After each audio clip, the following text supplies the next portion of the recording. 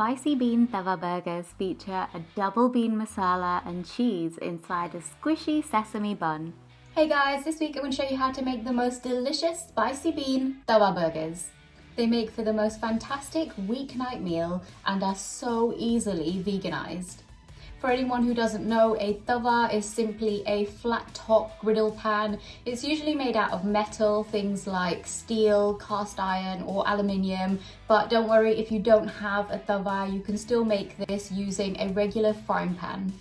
First, we're going to make a delicious masala to go inside our burgers. It's a combination of beans, spices. We're going to mash it up. We're going to throw some ingredients in there to help bind, and I have a little secret for you there. Pile it into your burger buns. You don't have to form patties with this. It's really straightforward, really simple. So there's no kind of faff trying to form your burger patties.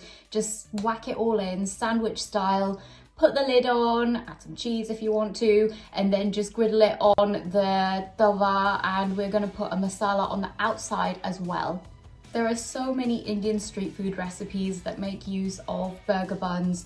Things like vada pav, kanda bhaji pav, misal pav. There's so many different varieties of dishes, and this is just one of my favorites because it is a little bit simple. You don't have to do too much prep work. It all just kind of goes in the pan. You form it and then roast it, and it's just super delicious.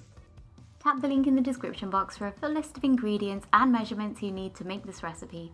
Start by melting butter or oil in a pan. Add in some finely chopped onions, some diced green pepper. Now saute this for about a minute, just until the onions have softened. Next in goes some grated carrot. Stir and cook for about 30 seconds. Finely chopped jalapenos, just for a little zip. Concentrated tomato puree. Cook this out for a couple of minutes.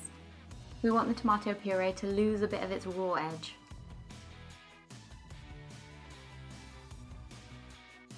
It's time to add our dry spices. First up, some dried garlic powder, ground cumin and coriander seeds, ground turmeric, smoked paprika, chili flakes, as many as you can handle, and finally some dried oregano. To prevent these spices from burning and to give them a chance to cook, it's wise to add a splash of water at this stage. Stir it well and cook for a further 90 seconds. We want all the spices to get to know each other a little bit in the pan. Cooked sweet corn goes in next. I'm just using tinned, but you can use fresh or frozen too. Cooked borlotti beans or any beans of your choice. Cooked black beans, these add fabulous texture and protein. Toss everything together so that the beans and the corn get coated in that delicious masala. Some salt, go easy on this if your beans are already salted. Now go in with a potato masher or the back of a spoon and mash it up. The beans should be a combination of fully mashed, partially mashed and whole for a hearty texture and mixture that binds well. Speaking of excellent binding, have I ever told you how much I love instant mashed potato powder as a binder for things like burger fillings, tikkis and kebabs? It's amazing. You'll notice the instant mashed potato powder dries the filling up, which is exactly what we want. This way our buns are going to hold their shape perfectly. Right, now our filling is ready, let's get on with preparing the buns. Split your favourite burger buns in half lengthways.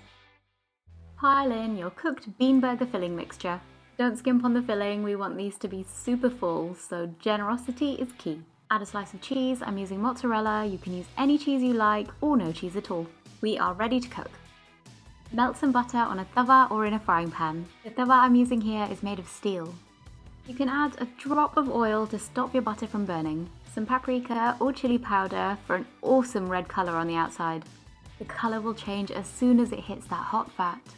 A sprinkle of fresh coriander leaves. Give it a quick mix.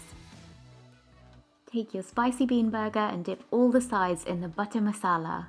Once you've done the sides, make sure to coat the top and the bottom. Try not to burn your fingers. Use a spatula or a turner to press it down. We want these to be lovely and toasty all over. As you can see, my tawa and induction cooker clearly don't get along. I feel more like I'm spinning records than making burgers. Cook your burgers on both sides until they're lovely and golden.